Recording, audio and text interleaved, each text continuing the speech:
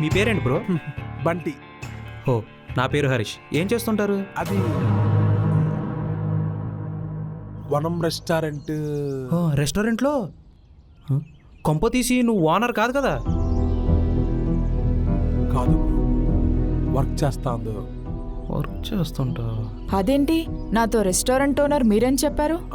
అంటే అది నువ్వు అక్కడికి వెళ్ళావు కదా, నీ ముందు బిల్డప్ కొడతాకి అలా చెప్పు ఉంటాడు.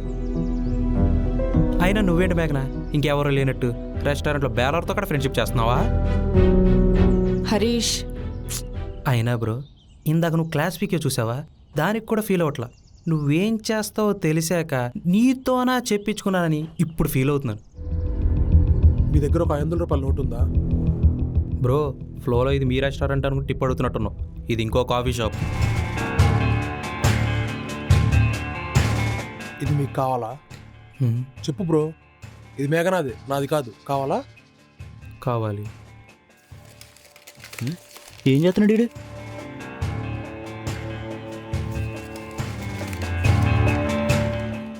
మరి ఇప్పుడు నాకు కావాలి.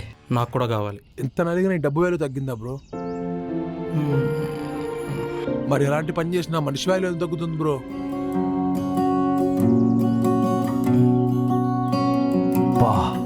దొంగతనం, దోచుకోవటం, హింసించటం, లాక్కోవటం ఇలాంటివి చేస్తే తప్పు, కానీ నిజాయితీగా ఏ పని చేస్తే తప్పేంటి బ్రో?